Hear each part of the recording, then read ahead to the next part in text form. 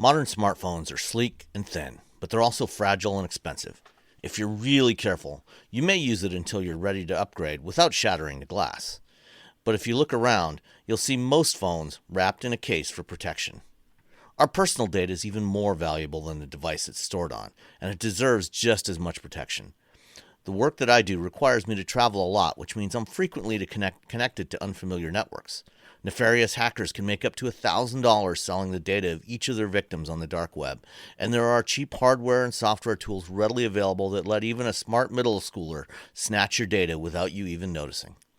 A virtual private network, or VPN, like ExpressVPN, creates a secure, encrypted tunnel between your devices and the servers that you're transmitting data to and from. When you're sitting at the airport gate area, or airline lounge, or even your hotel room, those Wi-Fi networks aren't secure. Your bits are flying through the air, and whether you're checking your bank account balance, sending data to a client, or just checking your email, bad actors can snatch up your usernames, passwords, and everything else you send and receive if it's not encrypted. The layers of security used by ExpressVPN would take over 1 billion years to expose by bad guys with some of the most powerful supercomputers. ExpressVPN trusted server technology also runs each session in memory in a unique virtual space that is wiped clean as you end your session, with none of your data ever written to a hard drive, so there's no residue for anyone to recover about what you were doing after the fact.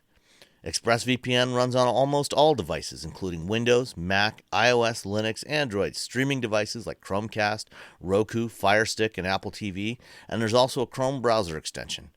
It's super simple to use. Once you install ExpressVPN, it's one click to establish a secure encrypted tunnel with servers in 105 countries around the world. I've personally been paying for and using ExpressVPN for years on all of my personal devices. When I first started using VPNs for work more than 20 years ago, they were often slow and unstable and had to be restarted frequently. But with ExpressVPN, data speeds are virtually unchanged from running fully exposed, so you can just turn the VPN on and leave it on. I often get materials from clients and companies that are under embargo or NDA, and if it leaks out, I can get into some trouble. But even if I just wanted to reach back to my personal server to grab some files, check my email, or watch something that's only available on one of my streaming services at home while I'm out of the country, ExpressVPN lets me do it all securely. Your data is valuable. Don't let bad actors steal it and potentially misuse it. Secure your online data today by visiting expressvpn.com/wheelbearings. That's expressvpn.com/wheelbearings, and you can get an extra 3 months free when you sign up. expressvpn.com/wheelbearings. And thanks to ExpressVPN for supporting Wheel Bearings. Coming up on episode 352 of Wheel Bearings, we got the Nissan Z Nismo, the Colorado ZR2 Bison, the Lexus TX 550h Plus. Drive the Chevy Equinox EV for the first time, and check out the Jeep Wagoneer S and Cadillac Optiq. All that and more coming up next.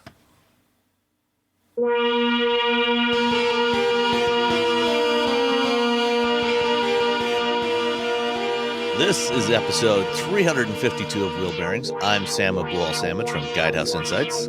And I am Nicole Wakelam from Carbuzz. And I am Roberto Baldwin from SAE International.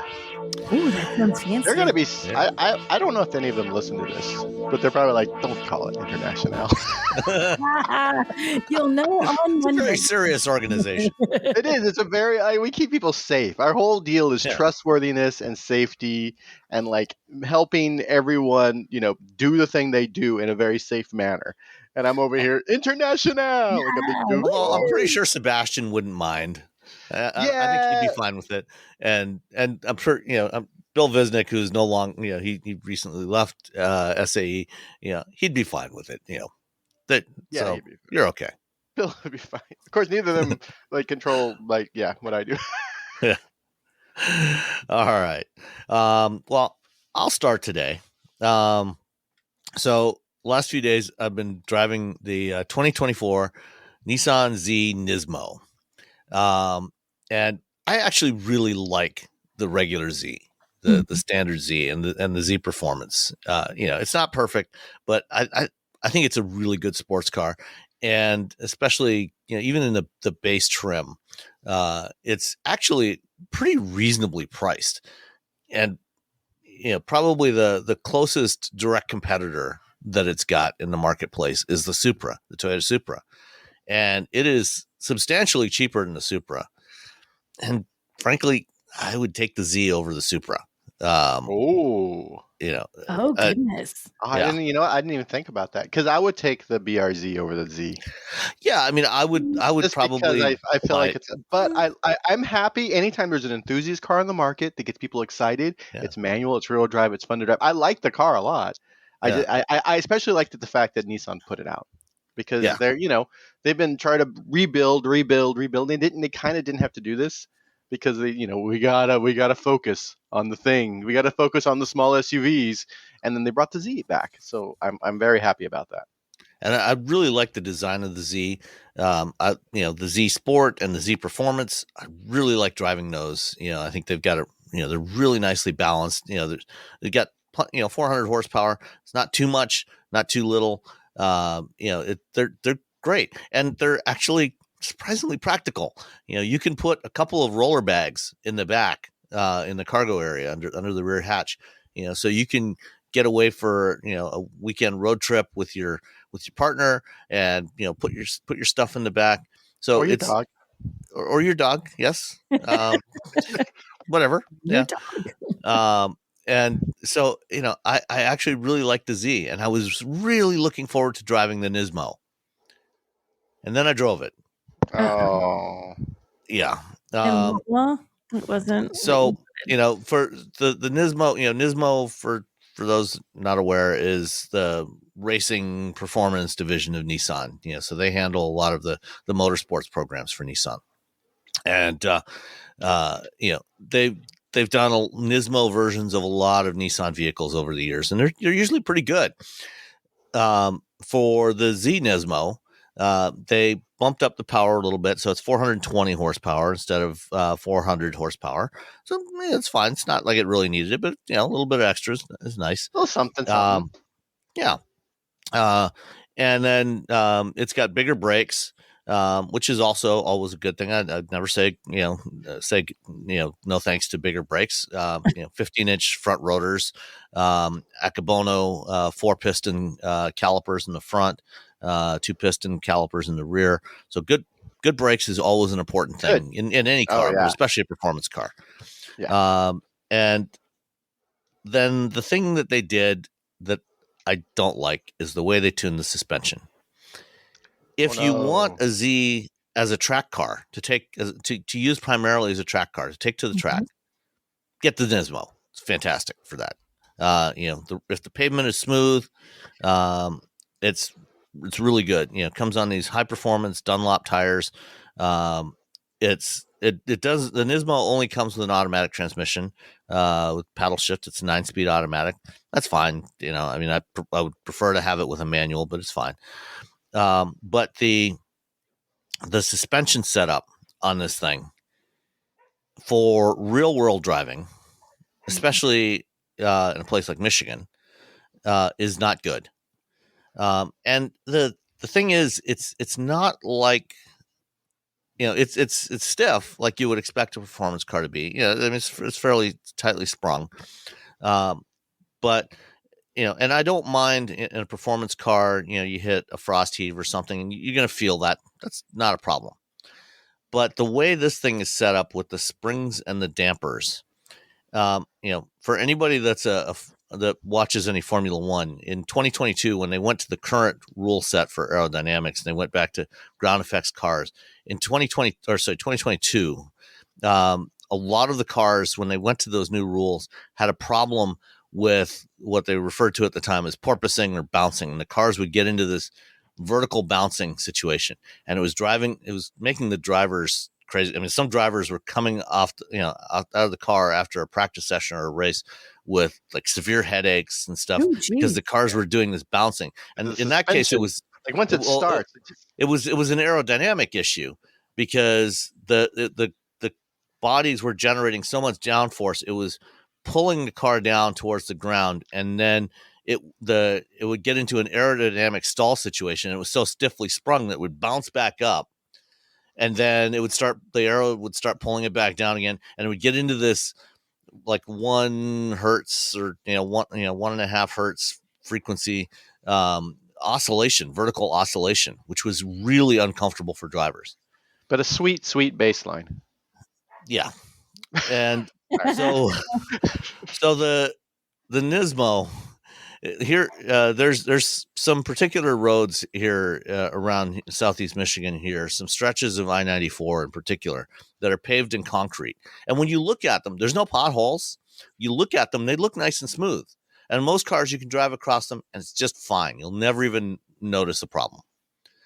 But there are certain cars, including the Z Nismo, and previously the Ford Focus RS, that the way that the springs and shocks were set up, there's actually a little bit of a wave in the road. So it's like a sinusoidal oscillation in the road. So you can't. That was the most engineering thing I've heard you say. In sinusoidal oscillation. Okay, Sam. This looks like a sine wave. I'll get one of my synths out, and we'll. That was awesome. It's not something you'll see just looking at the road. Yes. I mean, it looks smooth, and like I say, in 99% of vehicles, it's fine. You won't even feel it. But in certain cars, like the Z Nismo and the Ford Focus RS, it's at the same frequency. When you're driving at highway speeds, 70 to 80 miles an hour, it just starts bouncing, vertically bouncing. And driving back from Detroit last night, went to the Detroit Grand Prix last night and had dinner with some other media and analysts and some folks from Honda. And driving back along this stretch of 94, it's like my eyes, it's like I was bouncing up and down, at about 1 hertz, and it was so uncomfortable, and it just did not. It felt terrible. I hated it. Like riding a horse. Yeah, but worse. Because with a horse, you can, at least with a horse, kind of adjust it. You have the whole body of the horse and yourself to sort of as a shock absorber. With this, it's so stiff that it's just like gong, gong, gong, gong. If you want a Z to use as a track car, get the Nismo. If you want a Z to drive on a daily basis, just get the Z Performance. Save yourself $13,000. Get the Z Performance, because the Nismo is not going to be that much quicker, and chances are, I've driven the Z Performance around here before. Never had that issue with the Z Performance. It's just with the Nismo. And, I know this is not the only place, when I had the Focus RS, there were other places where I also experienced the same thing, like I had to drive to Kentucky with it one time, and, had experienced the same thing on roads in Ohio and Kentucky and other places, which is, it's unfortunate, but that is the situation. So, I was not thrilled with the Nismo Z. What are some of the other things? Some of the other things they added, a front strut tower brace, stiffen things up there, which is usually a good thing. Mechanical limited slip diff, usually a good thing. Yeah. 19-inch lightweight forged aluminum wheels, and the tires, are almost like racing slicks.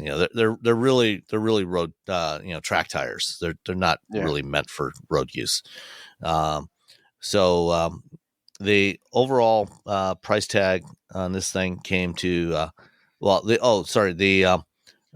options on it. The base price was $64,990, and the options on it were premium paint for $12.95, which was this gray. Which, gray. I like the shape of the Z, but I gotta say, this gray, this stealth gray, not something I'd pay $1,300 extra for. It's because I had the blue when I had it. I'm like, oh, this is nice. get the red. Save yourself $1,300 and get the red. It looks a lot better, a lot more interesting to look at. And then it also had $410 floor mats and $500 illuminated kick plate. The grand total came to $68,290. Shall we take guesses on the destination charge? $895. $12.95. Now you got to do math. $895. Oh, Robbie wins. You weren't here last week. We had a suggestion from a listener about the rules for the destination charge game. Yeah. Rather than using Price is Right rules, where closest without going over wins, because whoever goes first or last kind of has an advantage. Right. Whoever goes last has an advantage. So we changed it to just whoever's closest overall. Oh, my chances got better. Okay. So wait, did you say $12.95, Robbie? I said $12.95. She said $8.95. Oh, okay. So actually, it was a tie then, because you were both $200 off. It was $1,095. We're both winners. Okay. See, it's better than just losing or just winning. We're both winners. We're both winners. So that's the take that guidance counselor. That's the Nissan Z Nismo. What do you know, guidance? Bah. Yeah, guidance. You're never going to amount to nothing. Ha. What are you going to do now, buddy?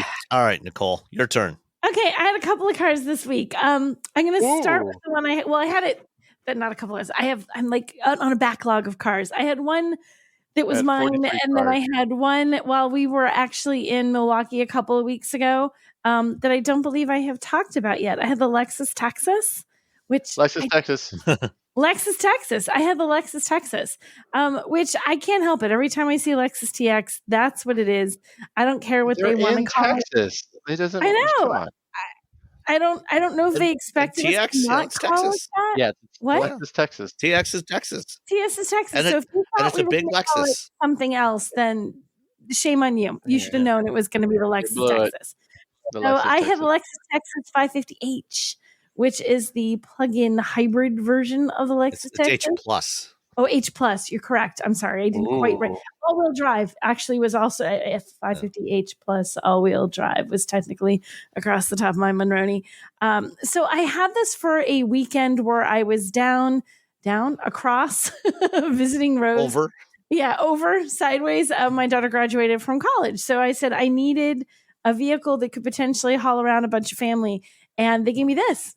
Guess what? Worked perfectly. Like truly as a vehicle for hauling people around, because we had her friends in the car, we had family in the car, we had all sorts of stuff in the car.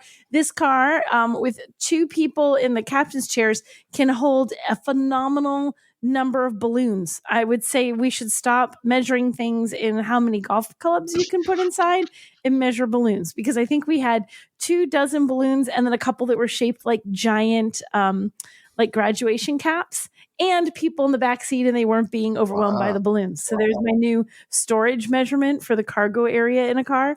I really like driving this around, and truly, when you're the roads, the highways in that area, they have some very fast highways, but they're surprisingly sharp. Like there's a lot of there's rather tight cornering on these highways that are like 5 or 6 cars, but then the condition of the actual road surfaces is garbage.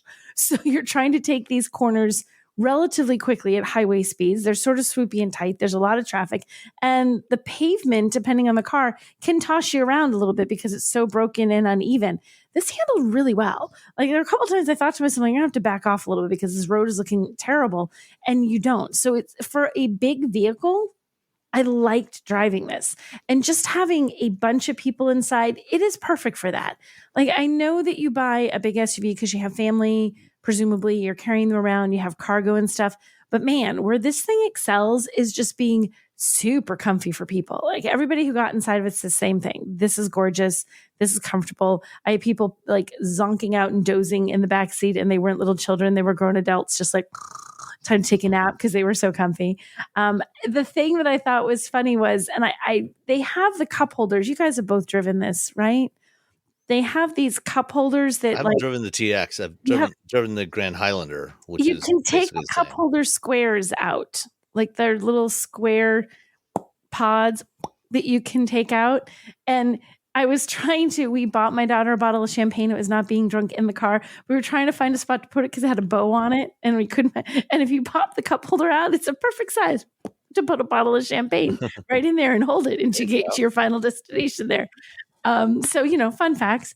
So I truly enjoy driving this. And I thought, it's kind of interesting. It's a luxury car, so it's not cheap. This one, as equipped, was $83,000. It's not cheap. And do you want to take destination guess since I have the Monroney right in front of me right this very minute? Oh, I'm gonna go $995. What'd you say? $995. Sam? Yes. $12.95. Robbie, you win. You are off by $55. It was $13.50. Wow. Yeah. So it's pretty high. So you got to move the entire state of wow. Texas to get that thing anywhere. Yeah. It's very long. But when you look at what you're getting for the 83, like Lexus truly is a luxury vehicle. You have a pretty powerful engine. I think it's 404 net system horsepower in there. You can tow up to 5,000 pounds with it. You've got leather trims. You've got like 10-weight power adjustable seats. There's a 14-inch infotainment. There's wireless smartphone connectivity. Those big burly 22-inch wheels on the outside that look fantastic. It has pretty much all of the bells and whistles that you would want in a luxury SUV. And this is the top trim. There's quite a few trims and there's different, powertrains for this. This is the top of the heap, most expensive one. So you can get a less expensive Lexus Texas if you want. I think the least expensive one. So the base on this is on this 550H plus luxury all-wheel drive is 78,050. The base on just the 350, which is the base one, is $55,000. So you're looking at it like over $20,000 spread there, depending on exactly what you want for a vehicle. If you're looking for a luxury car, though, that really is just nice to drive, comfortable, quiet, has all the things that you want a luxury car to have and expect it to have, this does it. I mean, even the sound system, it has this 21 speaker surround sound system that they were blasting at ridiculous levels. And it was fantastic. It was exactly what you would want. Like I really thought about it. I'm like, gosh, for this particular instance where I had a bunch of people to drive around, there was family. It was a lot of like short distances here and there, people in and out of the car. It was perfect for someone I'm thinking if you had like kids or teenagers or somebody you're just driving around a lot, it's perfect as a people carrier. Like if I choose between a minivan or this SUV, I'm like, this SUV is just so nice. I loved it. I really liked it. Assuming you can afford it. Assuming you can afford $83,000. Now, see, that's the thing. You have to be looking for a luxury car. Like if you have to be in luxury car pricing and luxury car budget or lack thereof because you're buying a luxury car, if you can afford to spend $83,000. If I had $83,000 and I was looking to get a luxury vehicle and had the whole family and wanted it to have all the sort of things you want for your family, the cargo, the comfort, the features, I wouldn't hesitate to buy this. I thought it was really nice. And because I really enjoyed how it drove, I really liked how it drove. I wasn't sure how nice it would be when you really had a bunch of people in there. You're driving in roads you don't know that aren't in the best condition at high speeds and stuff. It was a really nice, sort of relaxing car to drive. I assume, you didn't have a chance to plug it in and, evaluate how far you could actually go on electricity. I did not, because there was in the places that we went, there was literally no place to plug in. There was no place at the hotel we stayed at, no charging because it was right downtown and they didn't have anything.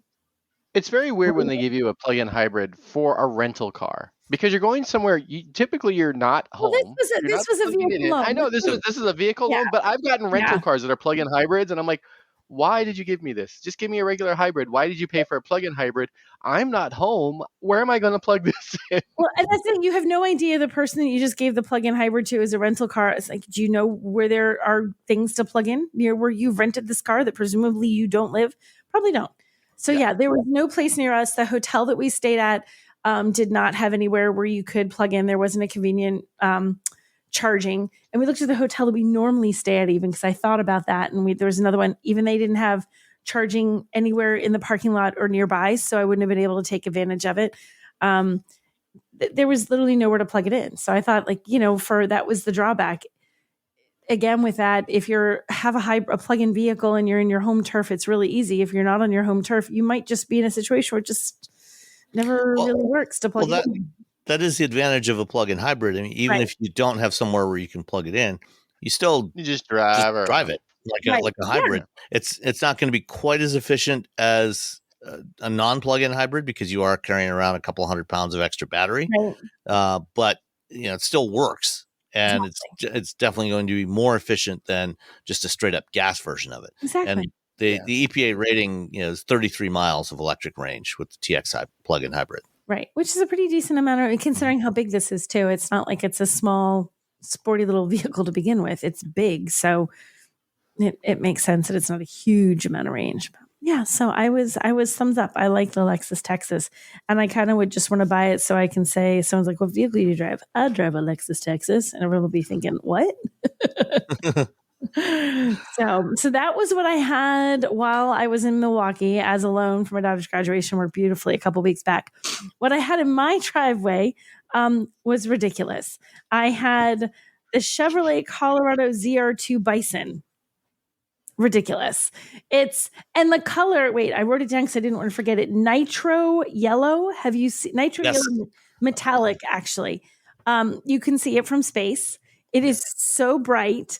It's ridiculous. It's a ridiculous color. That's the color I had with just a regular, the Colorado Trail Boss. Okay. That nitro yellow. I like that color. It's very, it suits the truck. Like, especially when you have the Bison, the ZR2 Bison, there's so much stuff going on. You add that color, it's like, bam, here I am in my off-road truck. Get out of my way. Well, you might as well just go all the way. Right? So it was funny. I drove it to meet somebody and I parked it in her driveway and her neighbors came over and it was like the husband came over. He's like, "What's that?" And I'm looking out the window. The 12-year-old son's like, "What's that?" Like, would you like to see? I unlock it. They're crawling over it. They're like, "This color's amazing." So I'm like, sort of appeals to men and 12-year-old boys. But I'm like, okay, I guess it's your target market. But it suited the vehicle. I mean, it makes sense. This is an off-road truck. This is not for someone who's just like running to the grocery store.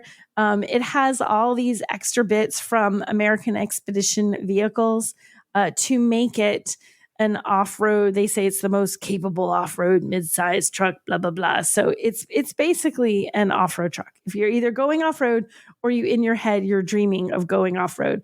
There is a list of the features they've put on here, like the AEV stuff. There's a heavy duty winch. There's a rear bumper that's a special rear bumper, special fender flares, 17-inch beadlock capable wheels with segment exclusive 35-inch Medtrain tires. There's skid plates. There's a better approach angle, departure angle, front and rear locking diffs. I mean, this has all the stuff.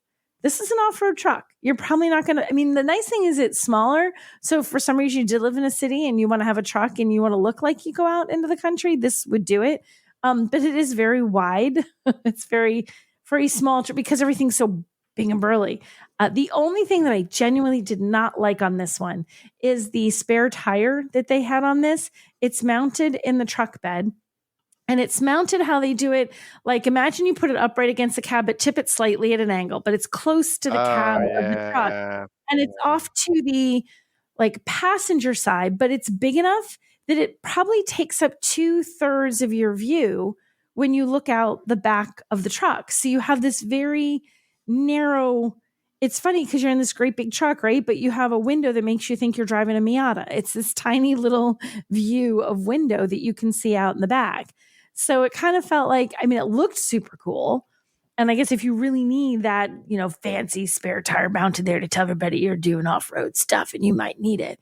But in terms of it blocking your view, it was awful on the road. I actually had to sort of cock the rear view mirror at a different angle. It was weirdly angled to make sure that when I looked, I wasn't looking at mostly tire and a tiny little bit of window. So I had a more window in there. So it looked amazing.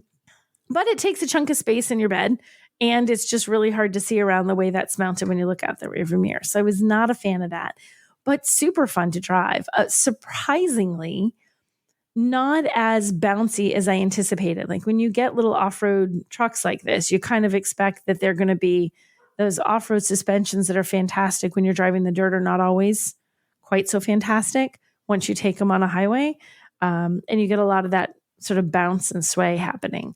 I didn't find it was definitely bouncy. You knew you were in an off-road truck, but it wasn't such, I wasn't getting a headache.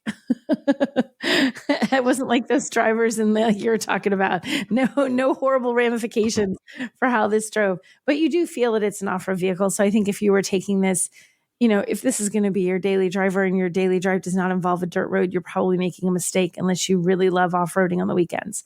Because it feels like it wants to be off-road. It does not feel like it wants to be on the pavement, but I did enjoy driving it.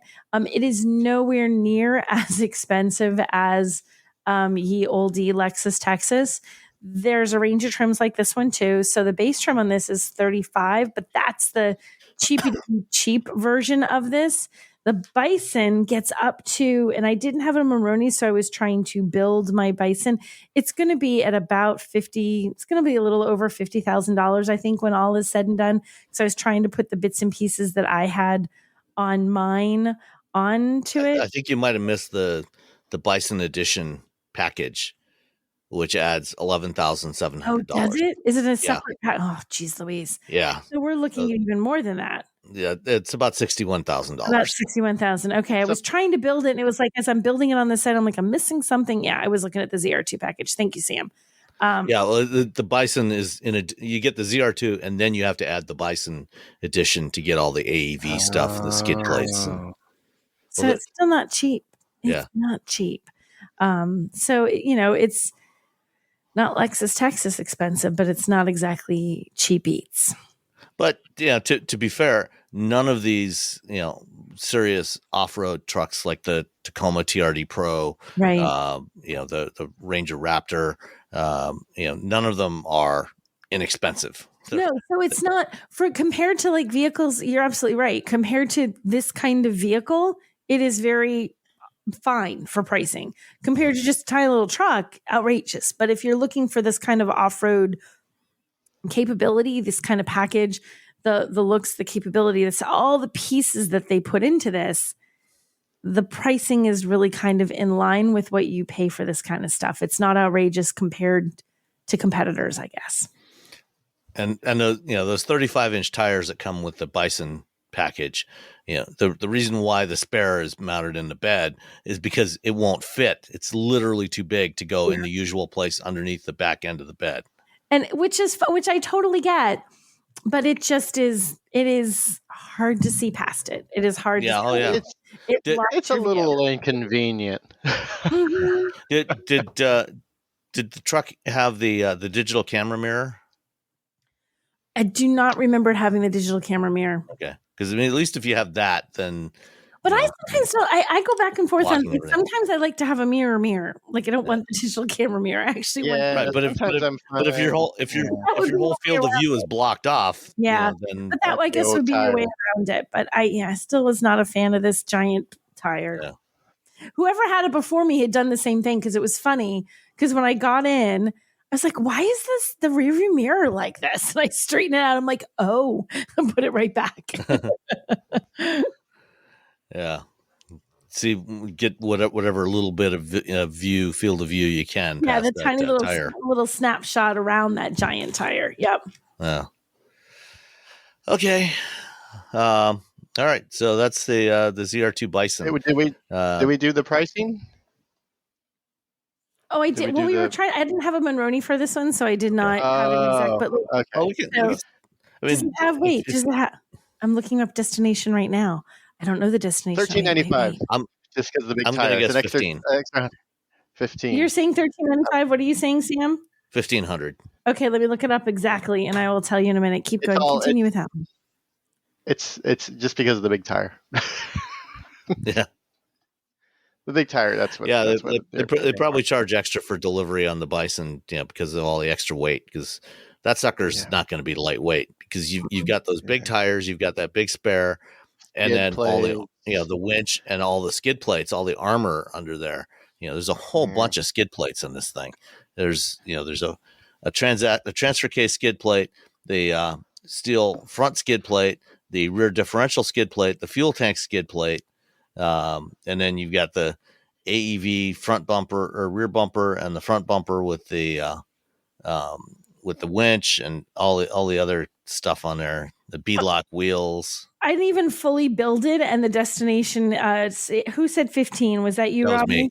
That was you. You win Pam. because 15.95, and I even haven't built the full one that I had. So it's at least that much, if not more. Wow.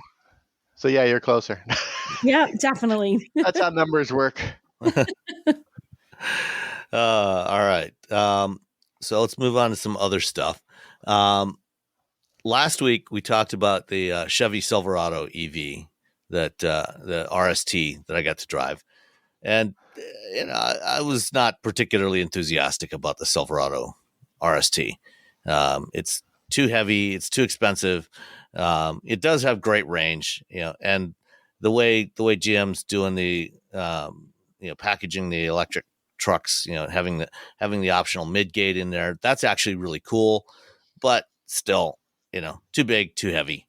I also drove as part of the same program. We got to drive the Equinox EV, which as soon as they announced that a couple of years ago, at that time they were saying the starting price was going to be $30,000 before incentives, and I immediately realized that is actually the far more important vehicle for GM, the far more important EV for GM than the Silverado, because most people are not going to be able to afford that Silverado. And, as we've seen, the market for electric full-size pickups is maybe not as enthusiastic, not as big as some people thought for a while there. So the Equinox, the funny thing is when they were doing the presentation on the Equinox, the Chevy people insist on calling this thing a compact EV.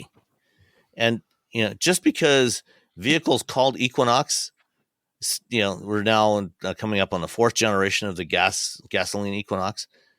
They were compact crossovers when they launched.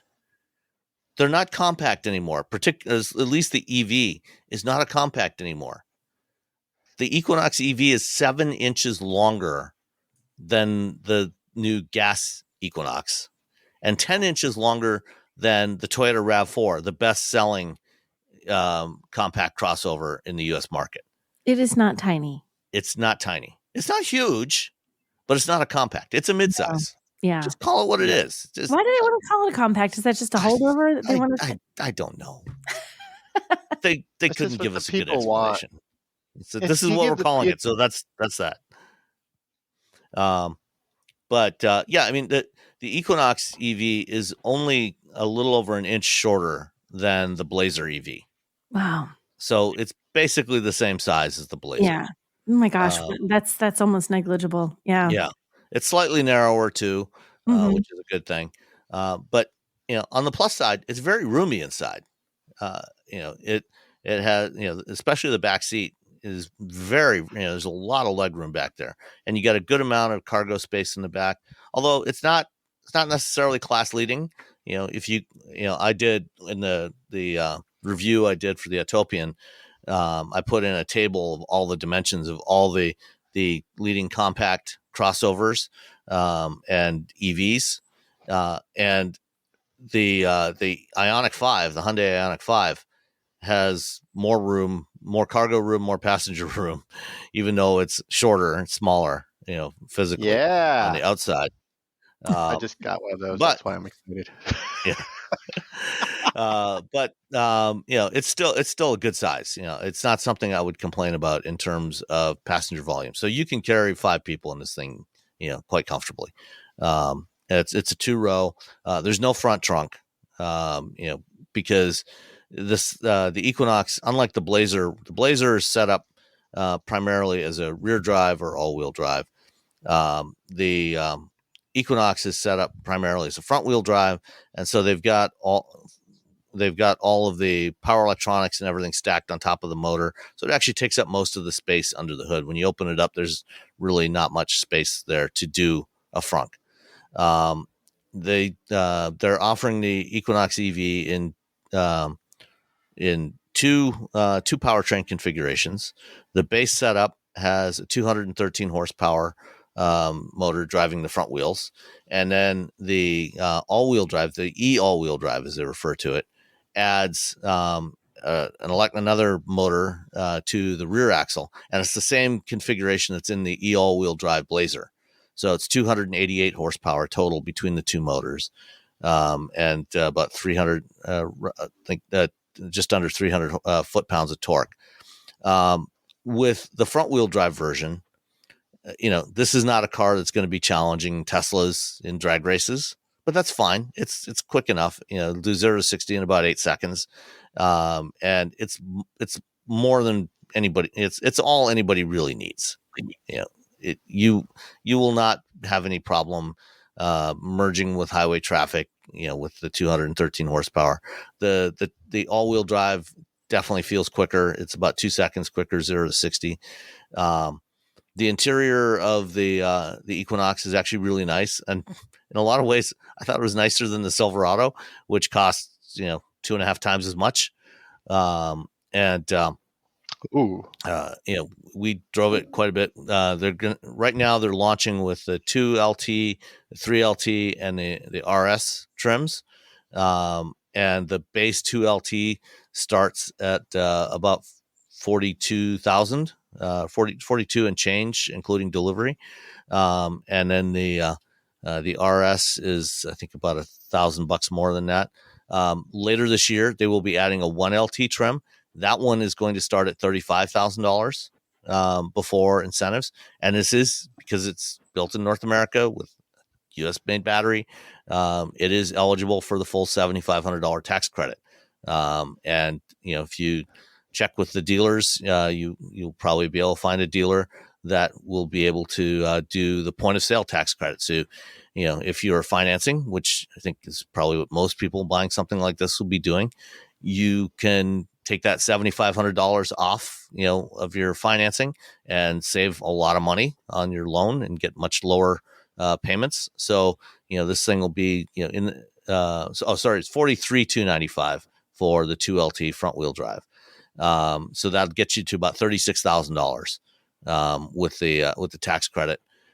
So that's right in the heart of the market for most of these quote unquote compact crossovers that are actually a little bit smaller than this. So I actually really liked driving this thing. The steering feels really good. The ride quality was really good. On those same Michigan roads where the Nismo Z was not pleasant, this was very pleasant to drive. It was. We drove on a route that took us through a variety of parts of the city of Detroit. Starting in downtown Detroit, driving through quite a bit of Detroit, and then up to out to the suburbs and Grosse Pointe, and then up to Auburn Hills. It was fun. It was really good. You can get it with Super Cruise, so you can get the hands-free driving assist, although you don't really need it. But I don't know. So the hands-free stuff, I'm like, oh, this is cool. All right, what do I do again? Yeah. What do I do with my Where do you hands? put your hands? Now my hands are just on the road, and I'm still watching the road. You still have to watch the road. I'm like, it's a very weird. Yeah. So it does. All of the Equinox trims come standard with the same displays that you get in that $100,000 Silverado RST. So you get the 11-inch digital instrument cluster, 17.7-inch infotainment display. The only downside, as we've talked about before, no CarPlay, no Android Auto. It's the Google services that are built in there. And you get 8 years of connectivity for Maps and Assistant, 3 years of data connectivity for streaming apps, and then after that you would have to pay for an OnStar subscription to keep using streaming apps. The internet. But one thing you could do, if you didn't, after the 3 years, if you didn't want to pay for that an OnStar package, is you could just use your phone and use the hotspot on your phone and stream, connect the car to your phone via Wi-Fi and use the data plan that you're already paying for on your phone instead of paying OnStar for yet another data plan. The LT comes with 19-inch wheels, 21s on the RS. Again, just get the LT. Looks really good, especially the blue with the white top, the white roof. I think is a really great color combination. And the 19-inch wheels, you've got enough sidewall that it's you still have nice, fairly comfortable ride, and it's not going to burst every time you hit a pothole. So I think the Equinox is actually a really great option that people, looking for an electric crossover, that is not too ridiculously expensive. Like I say, right, even the 2LT that you can get now, at that $36,000 price point, and then with the 1LT coming later in the year, that'll get 46. You down to under 28. We start at 35, and then with the credit, you're down under 28,000. That's actually a really, really, and you get 319 miles of range. When you compare to most of the other electric crossovers, at the same starting price, in that low $40,000 range of the 2LT, on all the others, on the Aria, the Ioniq 5, the EV6, as much as we like the Ioniq 5, the EV6 at $40,000, roughly 40 grand, you're getting only about 220 miles of range. Yeah. This has got 100 miles more range. So this is an EV. If you want an EV crossover, this is one that I really think people should be considering. Yeah. It's the promise of Ultium finally realized. Yeah. Finally. Everyone loves this car. I haven't driven it yet. It looks cool. Again, I even told I told Gia like a few weeks ago. I'm like, no one was ever excited about the Equinox until now. Finally, people are so like, yes. Like, no one's ever been like, ooh, the Equinox, up until you guys showed the EV version. Yeah. No, I mean, this is definitely, I think, the best looking Equinox yet, out of all the various generations, and I actually find it quite attractive. It looks cool for what it is. Yeah, it's a cool looking car. You get a lot of space. You get a lot of range. By the end of the year, which is only 6 months from now, you're going to get a $35,000 version, which you get the $7,500 off. You're getting an under $30,000 EV with 300 miles of range. I mean, over 300 miles of range. So and unlike a certain other company that only makes EVs, GM is actually generally really good with their range estimates of when they say it's estimated at 319 miles of range. You will almost certainly get that, in any normal driving conditions. I mean, obviously you're going to get less when it's really cold and things like that. GM and Ford are usually spot on whenever I do the tests. They're just like, bam, within like a mile or two for both of those. So good for them. The Germans and the Koreans are a little bit, they under promise and over deliver, but there's a reason why the Germans do that. Yep. And then, if for some reason the styling of the Equinox EV you like the mechanical aspects of it, but you not thrilled with the styling, and you want something that feels more luxurious, Cadillac's got you covered. Bam. They got the Optiq. And they reiterated again, it's not Optique, it's Optiq. All these EVs with the IQ, it's Optiq. So it's Lyriq, Optiq, Vistiq. Then why do we have to make it a Q? Optiq. Is this one going to be one of those things where no one ever learns how to say it, like Taycan? Like, no one knows how to say Taycan. Everyone says Taycan. It's tie, like you're wearing a tie, and then a con, like a conference for ties. It's a tie conference. Taycan. There you go. That's how you remember. I thought of it that way, but that works. Or confidence men always wear a tie. So you're going to get conned by a man wearing a tie. Taycan. Okay, there you go. That works. That's what's going to happen. It's going to be the Optique. Oh, the Optique. No, it's the Optiq. And you're just going to, you can give up. You're just going to give up. I've given up on Taycan. I've given up telling people how to say it. Yeah. And to your question about why a Q, Nicole, because they probably could not get a trademark on optic spelled with a C. Oh, it's too hard to. Yeah, that makes perfect well, all sense. their stuff has Q's. Then if they're going to put a Q, they should call it optique. Like, just go with it. It's probably too French. They're like, nah. Like, everyone's going to call the Would Lexus. you call it the Lyrique? We're going to call the optic the optique. Optique. Lyrique. Well, optic. Sorry, I've already now I don't remember how it's called.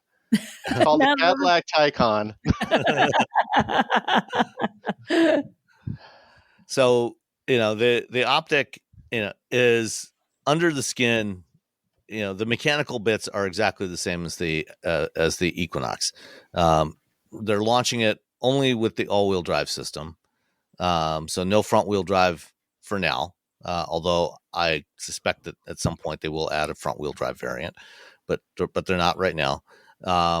It's the same wheelbase, the same length, and again, this is not necessarily to be considered a direct replacement for like the Cadillac XT4, which is considerably smaller. Just like the gas Equinox is smaller than the electric Equinox. This is actually about an inch longer than a Cadillac XT5, which is a midsize crossover, and it's a few inches shorter than a Lyriq, but it's got the same battery, the same motors, but the Cadillac styling that we've seen on the Lyriq, very similar interior to the Lyriq. You got a 33-inch curved LCD display in there. What do you think of the optic? It's cool. I like it. I think I like the Lyriq a lot. So I'm assuming they're going to do a good job on this. Yeah, I think it looks good. The Lyriq's good and the Equinox are good. You don't have to work really, really, really hard to make this bad. I'm not saying it can't be done. I'm just saying you have to work at it. My beard. There's still an opportunity to screw up the software. Yes. Yes. But let's hope they get that right. Come on. The proportions on this, are quite different from the Lyriq. It looks, the greenhouse, the windshield is sloped back quite a bit more than on the Lyriq. So it looks a little shorter, looks a little smaller, sleeker. One element that when I saw it was pretty interesting that they explained. If you look at the rear quarter windows, the D-pillar area, there's this graphic on there, these stripes on there, and it turns out that those are actually, it's not etched in the glass. It's a graphic, but it's actually applied in between the layers of the safety glass. So it's sandwiched inside. Cool. Mm-hmm. So it's never going to scrape off or anything like that. Oh, that's nice. It looks cool. Yeah. It's actually really striking. I was trying. It's funny as you brought that up. I was like, is that etched in the glass or is that like a sticker? Well, that was what we first thought when we saw it. And we asked, and they said, no, it's actually the graphic is embedded between the layers of glass. So that's pretty cool. It does look good. Some bad lighting where you wouldn't saw this, wasn't there? I'm looking at your photo. The lighting in that room is just horrible. They do that all the time when they bring. It's not Cadillac, like all of them. Let's bring you to see this vehicle. We're going to show it to you. And we're going to give you the worst, most craptastic lighting possible for your photos. Occasionally, they'll have the big light box above the car with nice, cool, diffused lighting. But a lot of times, like, hey, we just threw up a bunch of lights like it's a rock concert. I'm like, that's not how you light a car. You can see they totally did that here. Yeah, and they chose to have a red one there to show us, and it did not work. The lighting did not work. The lighting is it's the color temperature is warm, so it's just going to make everything. Never mind. And one thing first thing I looked for when I got inside the car was not that big 33-inch display. I looked at the vents, and guess what? And there's little handles that you can grab and move the vents. I see the little handles. Ooh, yay! You do not have to use the touchscreen to adjust the vents. Oh, thank gosh. It's funny that you say it because I was talking to somebody, a friend of ours, and she was complaining about her car. And what she didn't like about it is the last car she had to go in to change. She didn't like how the number of things she had to go into the touchscreen for her climate controls made her nuts.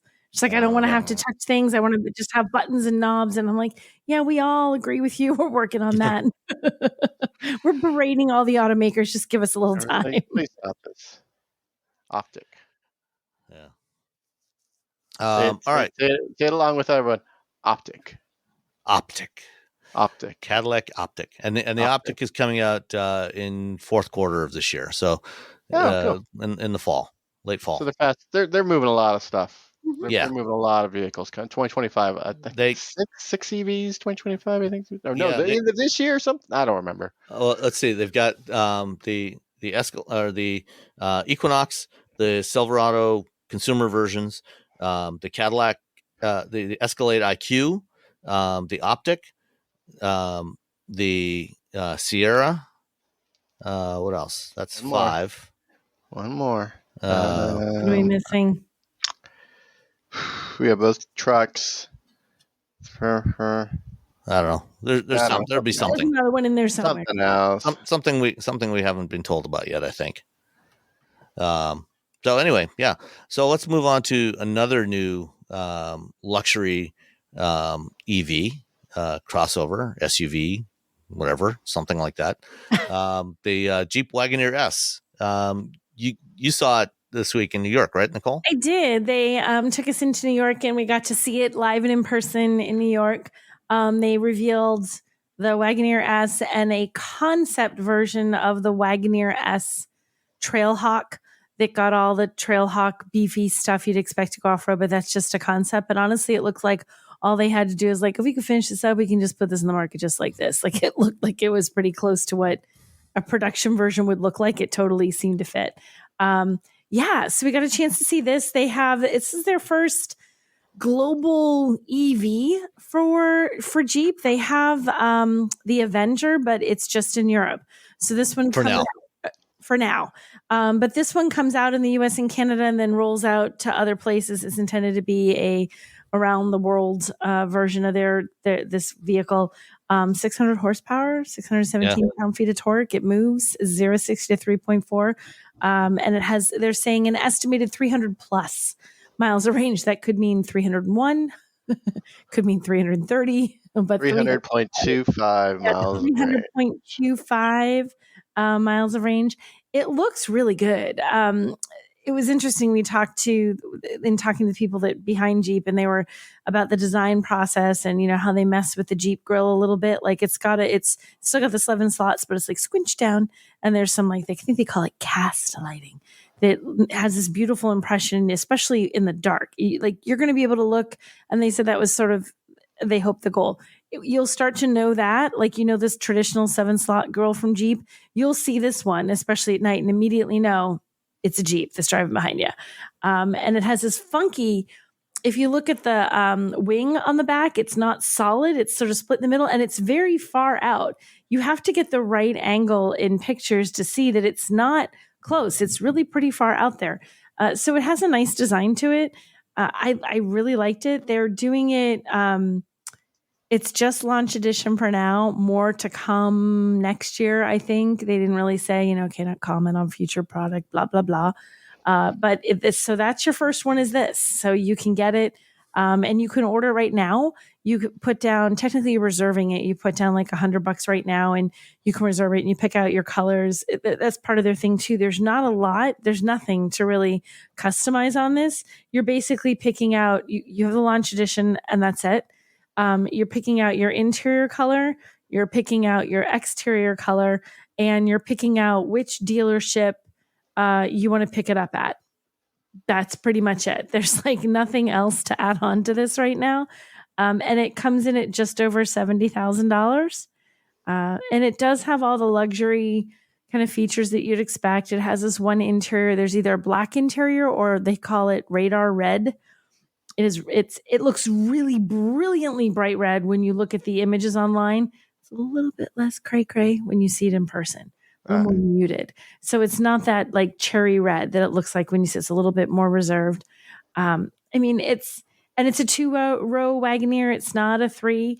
It's definitely different proportions than the Wagoneer / Grand Wagoneer that you've been seeing. It's actually closer to a Grand Cherokee than a Wagoneer. Yeah, it's about more an inch Grand shorter than a Cherokee. Grand Cherokee. Yeah, it's more Grand Cherokee sized, and especially when you see it, you're like, oh, that is not as big. If you have Wagoneer in your head, it's not that big.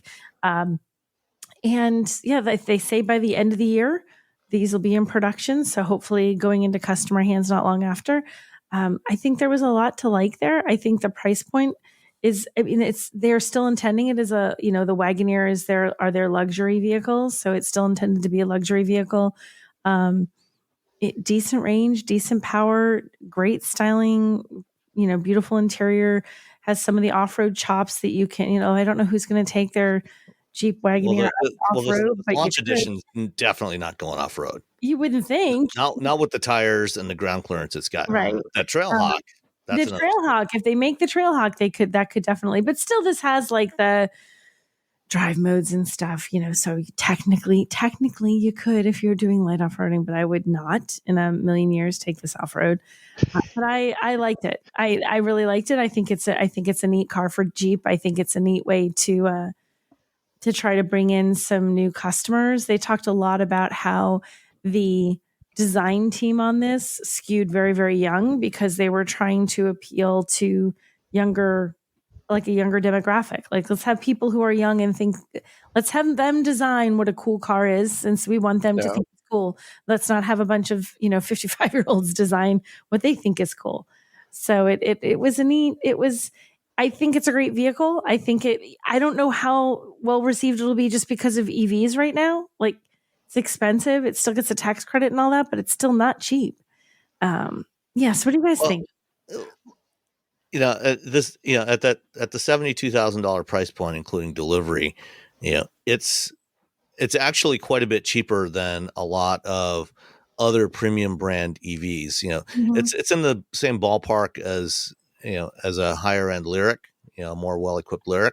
But if you compare it to, say, an Audi e-tron, Q8 e-tron, or let's see, what else? Trying to think what, Mercedes EQE, things like that. It is substantially cheaper than those.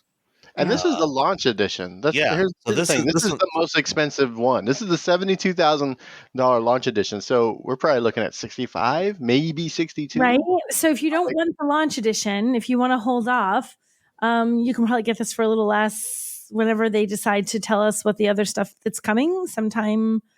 They have no idea when they'll tell the other trims or what the other trims will actually be. But I mean, it looks great. It looks really good. I would expect, especially given what we've seen from Jeep in recent months since Antonio Filosa took over the brand, they've cut prices on most of their models substantially by many thousands of dollars. Yeah. And, the fact that they're pricing this launch edition at, $70,000, I would expect, by this time next year, there will be versions of the Wagoneer S that you can get that will be under $60,000. I would think. For that's pretty.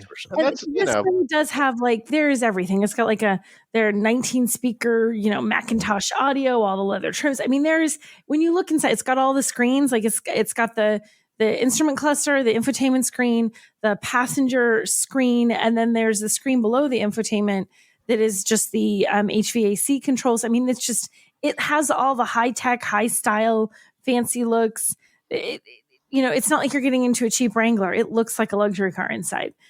So it has that Macintosh audio system, which is fantastic. I don't care about that stupid second screen. I want to care about it, and they're not like. It's you always want to this is kind of cool, and then the person just starts using their phone, right? And I've watched Russ do it. It's like he's like, this is really cool. He plays with it. Next thing you know, he's just on his phone. I'm like, it's cool for the first 3 seconds. You're like, I got my own screen. But seeing those blue VU meters, on your screen, that Macintosh audio though, it does sound good. So good. I was bringing people in the car. Come here. Are we driving? No. We're not going anywhere. Not going anywhere. Just kind of listen. Just listen. Did you get to go to the Macintosh house? I did not, unfortunately, because I was interviewing Bill Peffer, the guy who is what is his title? The guy. He's the head of Jeep brand now, and head of Jeep for North America. North America, and then Ralph, I always say Ralph's last name wrong. Gilles. Ralph Gilles. I always say it wrong. I interviewed Ralph. So I was talking to them. So I was kind of hanging out at the spot where they introduced it so that I would have time to talk to those guys. So I didn't get a chance. And I flew in the morning and flew out in the afternoon. So it was like boom, boom, boom. I was in New York for like 5 minutes. And I spent more time in traffic, I think, than actually at the Jeep thing. You gotta take the subway. I know. Yeah. They're like, hey, we'll send a car, and I'm like, could you just give me $20 Do we for a have subway to send a ticket? car? Well, except you can't. There's no subway to LaGuardia. Oh, you were just flying to LaGuardia? I think it was LGA. Yes, they just redid that one. You got to take a bus to the. Yeah. But either way, I didn't get a chance to go and to listen to it, but I know that they've been doing these. They did Macintosh this isn't the first Macintosh. Yeah, the Wagoneer was the first one to get right, it. And then it the Grand sounds Cherokee. fabulous in that. So I have no doubt it's going to sound just as amazing in this. It's a fabulous audio system. I kind of want one of these guys. Yeah. Well, I was talking the red interior. I was talking with Stephanie Brindley yesterday, and she was there on Thursday as well. And she did go to the Macintosh house. Yeah. Yeah. So it's this house that in Manhattan that Macintosh Labs has leased, and they've set up all the rooms in this house with various different Macintosh audio systems at various price points that are all way too expensive, including one, the highest of high-end rooms. The audio system in there supposedly cost $1 million. I can believe it, because when we did the Genesis GV80 launch a few weeks back, they don't have Macintosh. I forgot who they have. Is it Bose? No. Oh my God. Whoever they have. They had, oh my gosh, I've forgotten, but they had those people on site to talk about their audio. See how useful it is to have these branded audio systems? I just am drawing a blank, but they had their audio folks on site, and they had some examples of their audio systems. They had these beautiful speakers that had like these wooden slats that kind of like and kind of opened, so it looked like a piece of artwork until they became speakers, and then they were revealed as speakers, and you weren't listening when became a little, and they were maybe like 4 or 5 feet tall, and they were like, she's like, oh, these are, you get a couple of these that you could spend like $1 million. I'm like, could you? Okay. So the return on the higher you go, you get less and less return the more money you get. Once you get past like $500, your return on the money you're spending becomes less and less and less and less and less. Like I've listened to it like music on a $20,000 like system, and it sounds like you're in the room with the band playing the song, and you hear their fingers on the guitar strings, and you know what? It's $20,000. So it's like, do I really need to hear that? I think I'm okay. And I've been to enough. I went to enough rock concerts as a younger person that I know that I can no longer fully appreciate an audio system worth more than a few thousand. That's the rub. Is the only people who can afford this are people who are older. But if you're older, A, you're naturally going to lose that high end of your hearing.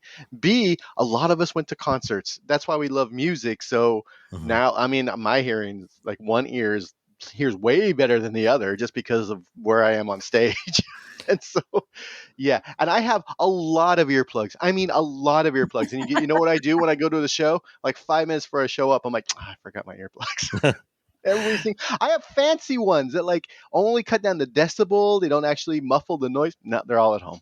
And when I went to shows, in my teens and 20s, pretty much in teens and 20s, it's like at that time, this was 30 years ago, 40 years ago. It's like nobody wore earplugs to concerts. Nobody did. Never. You just like made yourself deaf. So I can still hear those concerts, with the ringing. By the way, it's a Bang & Olufsen system in the Genesis GV80. I had to look it up. I'm like, what the heck was it? I was drawing a blank. So I've been to 4 Motorhead concerts, so I'm technically deaf. I haven't been to Motorhead, but I've been to AC/DC and enough local bar bands, in Toronto when I was growing up that it's like, what? Exactly. I always have to lean in conversations. Yeah. Okay. So the Wagoneer S looks very promising for Jeep.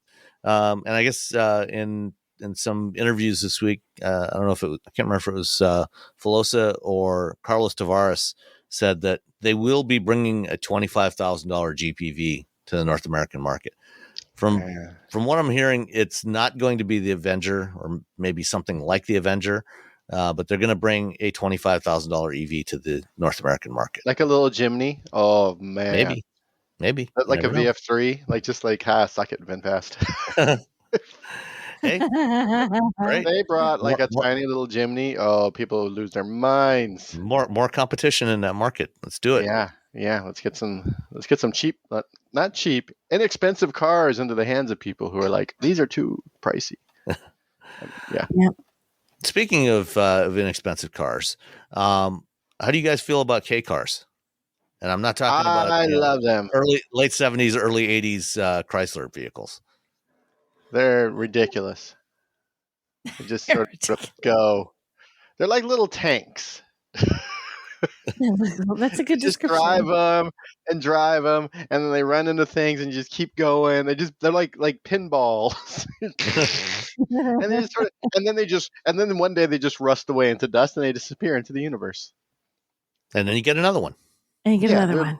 They're I'm trying to think of a good analogy. Yeah. They're like a band that you like. It's not a great band, but it's a good enough band. And then one day they just explode. So, the K car, for those not familiar with it, is a class of vehicles in Japan that are, there's some strict limitations on it in terms of overall size.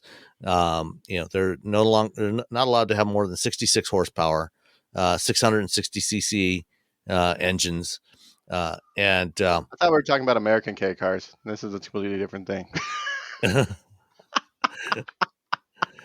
Like you're talking about the Dodge Dart. No. That's why I said not the Chrysler vehicles of the late 70s. Oh, I heard. See, that's because I can't hear very well. You have to you need to show up. But everything you said applies equally well to these Japanese K cars. They're little durable little machines, though. Yeah. Yeah, and they're obviously not built to U.S. safety standards, but ever since they changed some rules, I don't know, like 15 years ago, to allow importation of vehicles that don't meet U.S. regulations as long as they're more than 25 years old. They've become quite popular in the U.S. and there's a bunch of people that have them. My friend Mike Austin has a Honda Beat, which is a little mid-engine convertible that happens to be a K car. He let me drive it. It was cool. I'm shocked you could even fit in it. I fit in it. That's all that mattered. Barely. And there's a lot of really interesting ones, but a bunch of states are trying to ban them. Started with somewhere in New York, in New England. Was it New York? Yep. Were they the first ones? It started revoking registrations on K cars. The latest is Rhode Island. There's a bunch of others now that have done this. So what do you think? Should they be doing this, or should they just? I mean, it's not like there's millions of these things on the road in the United States. It's such a weird thing for them to go after. That's what I was thinking. Why? What? Like they're not fast. They're not necessarily quick vehicles. No one's like blazing down the freeway. Most people the people who buy them are enthusiasts who understand what they're buying. There was horribly, there was an article I think in the New York Times or Washington Post about farmers buying them and using them around the farm. And I'm saying horribly because that means it's going to make them more expensive for people like me who've been wanting to buy one. So now that the masses know about it, like, oh no. This is gonna, but yeah, they're not fast. Are they? If you have 66 horsepower. Yeah, where are you going? How fast can they go? Not very. So when I went to Japan, I set up my Facebook Marketplace to look at Japan while I was there. And guess what? When I came back, my Facebook Marketplace, because Facebook is broken, it's fundamentally broken. It still thinks I'm in Japan on all of my devices. So it shows me K trucks and K vans nonstop all day, every day. And I'm like, oh, I got to get one of these home. But I don't understand. Like, they're nice little utility vehicles. They're 25 years old. So if I bought a 25-year-old, Dodge Neon, that's a death trap. Yeah, absolutely. I don't. It's such a weird thing to sort of like. This is what we're gonna pick on. We're gonna pick on these little weird little trucks. I mean, there's way more Teslas with running broken full self-driving software and autopilot than there are ever going to be K cars. Yeah, it's such a weird. I don't understand. It's a strange thing to fixate on. Like, why did this become someone's thing? Like, it's because someone saw it in the news. It was the New York Times or the Washington Post. They wrote the article. Somebody saw it. Like, how dare these people buy something that they're never going to drive on the freeway if they know better, if they know any better. They have a death wish. Yeah. And people are like, well, they're not as safe. I'm like, I ride a motorcycle. Right. And again, there's such a small amount. Like, what's this article? 30. There are 30 in the state of Rhode. I mean, Rhode Island's a small state, but there's 30 of them. So they're going after 30 people for this vehicle that it's not pretending to be self-driving. It doesn't even, they don't have screens in them, so you have to pay attention. Most of them are manual transmission. So it's a person who's paying attention to the act of driving when you buy these little vehicles. And it's such a, and they're literally, you bought it because A, it's cool, but B, you can just put stuff in it. It's literally, especially the trucks, and the vans, the Honda Acti, the TFL guys have one out at their ranch in Colorado. They've got an Acti, but they can't register it in Colorado, so they can't drive it on the road, but they just use it on the ranch. There you go. Drive it around the ranch. No, I want a van for the dogs. Yeah. You put the back seats down. It's flat. It's just a big, flat, tall. It's great for the dogs. It's great for runs to Home Depot. I can buy so much mulch with it. The mulch. Just think of the mulch. Just think of the mulch. I'm not drag racing it. I will probably take it on the freeway for maybe one or two stops before getting off. It's for as short a time as you possibly can. I'm not flying around on this thing. I'm trying to figure out how to get one over here. I got a cousin who works in shipping. That's it. It's such a, I think they're just like, we got to think of people because people are going to buy these. And it's going to be unsafe. They're going to be on the road because they're very small and Americans have big, giant trucks and Americans, we're going to run them down and we're going to get in trouble because we said it was okay. I don't know. Someone needs it. I guess someone walked into a room and said, think about the children. And they're like, boom, we're going to ban these. We're thinking about the children. We can't do it. Well, you mentioned manual transmissions. I know I'm a fan of manual transmissions. Every car I've ever owned that's been primarily my car has, over the last almost 40 years has been a manual transmission. Now, I'm sure you've all spent time perusing Bring a Trailer and Cars and Bids and other sites that, some of the outrageously overpriced cars being put up for auction there. Well, now there's a new auction site called RowYourOwn.com. Row Your Own. And they have a unique aspect to them that is different from all those other sites. You can only sell cars on Row Your Own that have a manual transmission. If it's got an automatic, sorry, you'll have to go somewhere else. Okay, so here's the thing. If I'm looking at a car on an auction site, it damn well better have a manual transmission. If I'm looking like, look at this. Oh, this is pretty. Oh, come on. That's what happens when I see that it has an automatic. It has an automatic. You're already out. So this is the perfect site for you then. You don't have to worry about that. It is. There's, it's new. There's no active auctions right at the moment, but looking at the list of some of the recent auctions, there was a 1998 Acura Integra Type R 4-door. It was bid to $13,500. Looks like it didn't sell, didn't meet the reserve.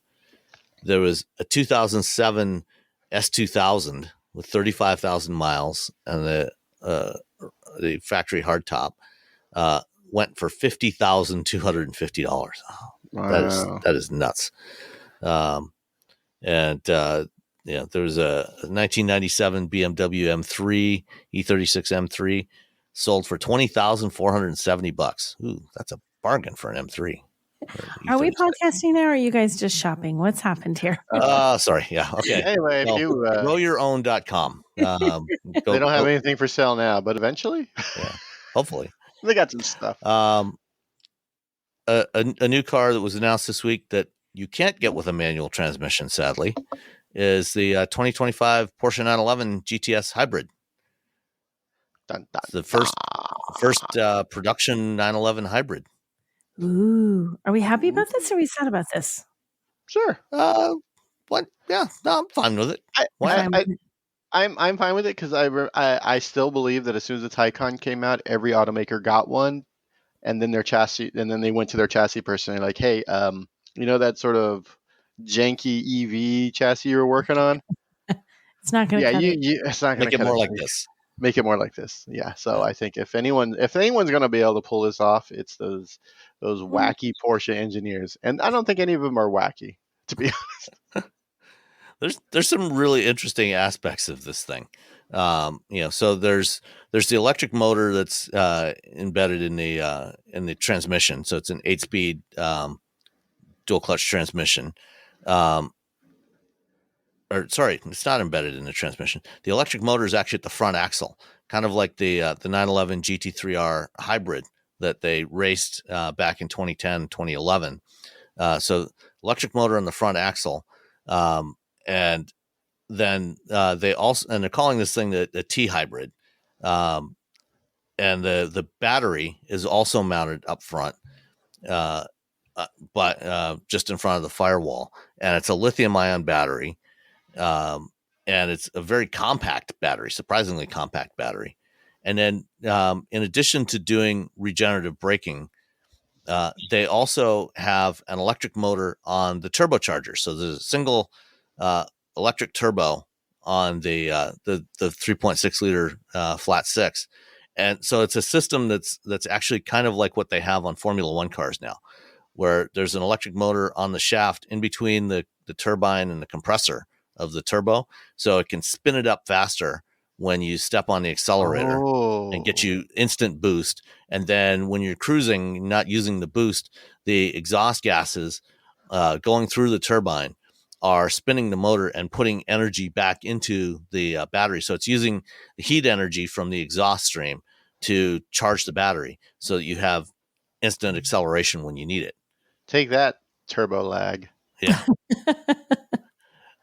They've also got active aerodynamics. So they've got these shutters in the front, the lower front corners, that when you don't need cooling air, these things close off and give you better, lower drag, and then they can open up as needed.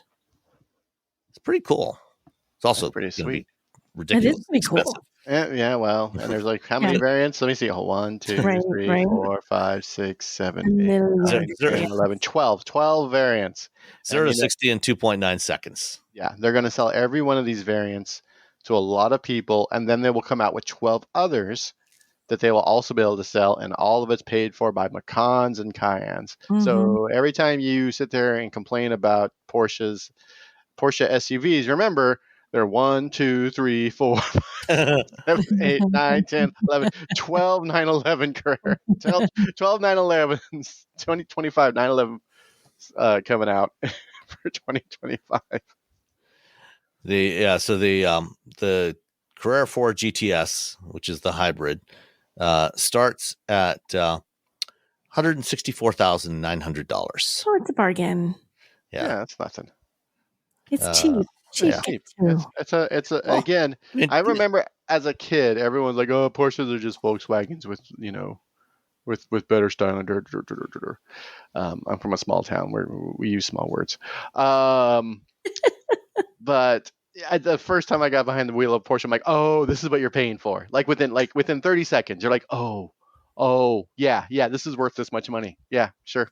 There you go. I mean, I don't have that money, but it's worth it. Yeah. All right, one last one before we answer a couple of listener questions. The Geneva Motor Show. It's dead. It's been canceled indefinitely. It was my favorite motor show because you could see the whole motor show from like one spot. It was one big hall. One big hall. They had a lot of ridiculous supercars that were only 4 of them in the entire world, and 2 of them were there, and the other 2 were owned by the owner of the company. And everyone had to just their booths were just tiny. Like, here's the one car we're showing. That's it. I'm going to miss the Geneva show. But then last year there was the Geneva show, and where was it? In Qatar. In Qatar. and Yeah. they are going to do that. So they're going to, it's called the Geneva show, but it's in Qatar. The next one is going to be in the fall of 2025. But the no one went actual to that Geneva thing. show is dead.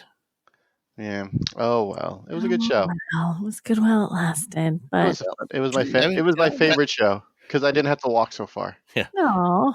and it was very focused. Like Yeah. you couldn't like mess around. You had to be. This is the car we're showing. That's it. Sit, focus, people, figure it out. It ran from 1905, until Was it 2019. 1905? Was it really that Yeah. long? Yeah. Wow. I remember the last show.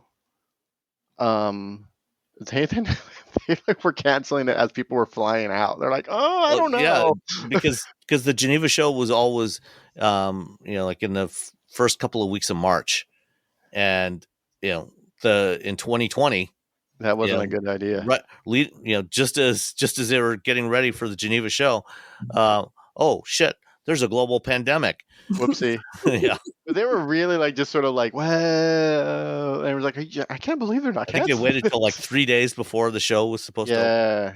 Yeah, it was really close. There were some people I know that were already there, like not at the show, but had already flown over. They're like, well, we're here now. Let's hang out for a little bit and then get out of Dodge.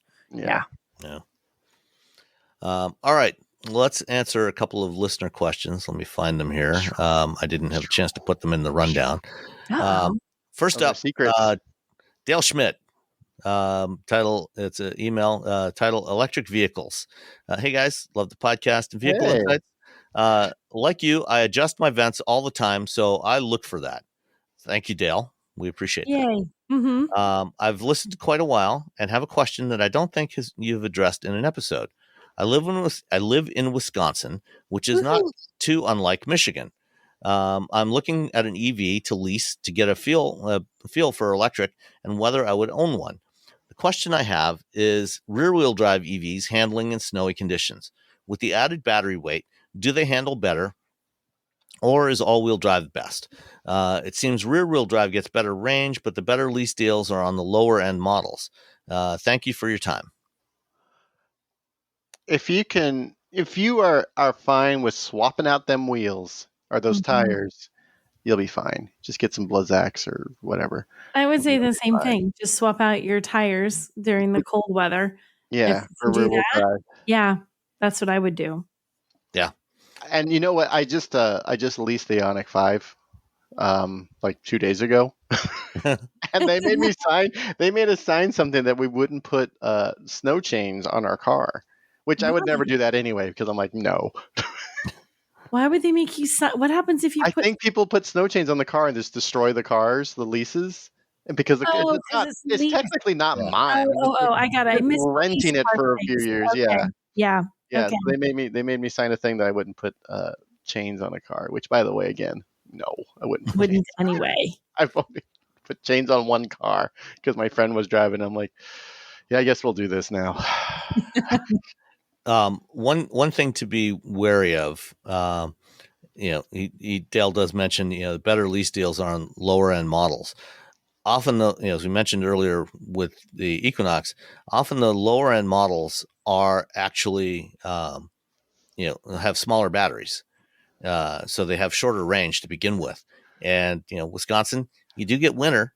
So if you're looking at something like, the base Ioniq 5, which has only got, I think, 220 miles of range, 225, something like that, or a VW ID4, or a Nissan Ariya, they're all in the low 200 mile range.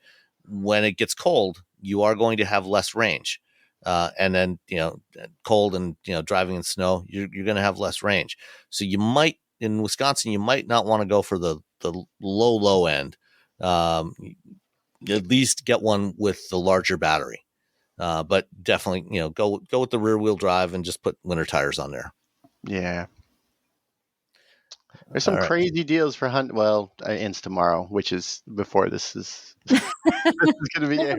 Never mind. Maybe, I don't know, June 3rd. Like that's how we got our Ioniq 5 like stupid cheap. All right. Next, the last one we have is from Sean Whitehurst, who we've heard from before. We haven't heard from you in a while, Sean. Greetings, crew. I wrote about a year ago about charging EVs in Europe, where you provide the cable. I took pictures this time, and I'll include a link to this in the show notes.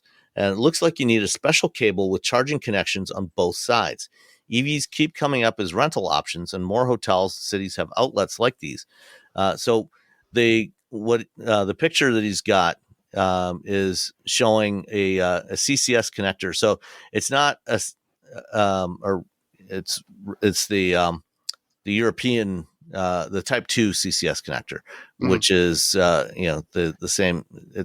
It's designed for, it's based on what we have here, but it's designed for a 3-phase circuit rather than a single phase circuit. So they do have, there are cables available for this. You can buy the cables. Yes, said, I'm suspicious if your rental company would provide the right cable or not.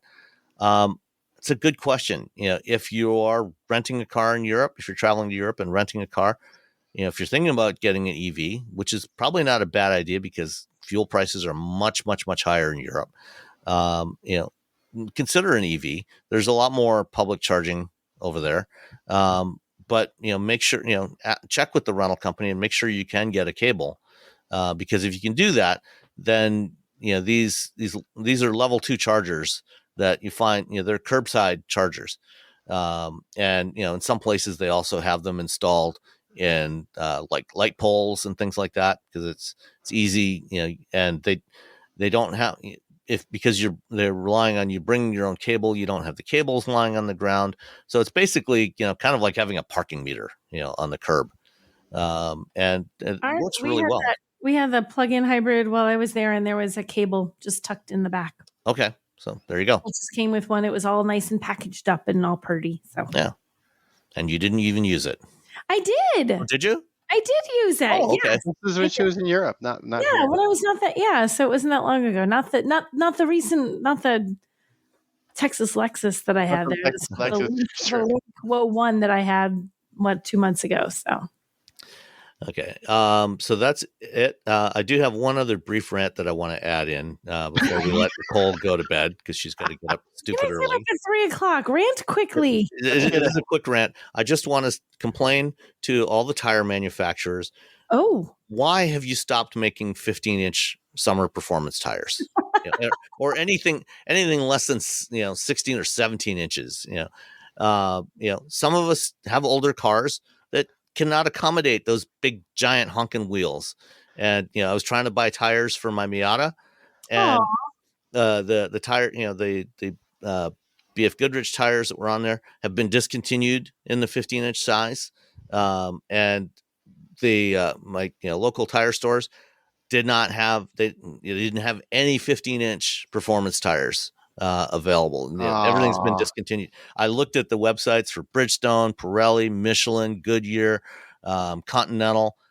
All of them have dropped all their smaller performance tires. All they have is big tires now. So I did manage to find a set of Yokohama Advan V701s at Tire Rack. They still have them in stock. Had them delivered. Go Tire Rack. And took them over to my local discount tire store, which owns Tire Rack, and they put them on for me, and it's all good. But yay! See, Yokohama is what you're saying. You gotta get your. I wish the tire companies would keep offering some smaller tires, because there's still a lot of older cars on the road. Bridgestone builds. They don't do any 15s. They're a Japanese company. But they don't do any 15s. They've dropped them all. Maybe they only do it because there's 15s in Japan. I guess maybe they just don't do it for America. They're like, forget it. Yeah. So anyway, that's my rant. So that's it for this week. Thank you, everybody. Bye. See you next time. Bye. Boop, boop, boop, boop.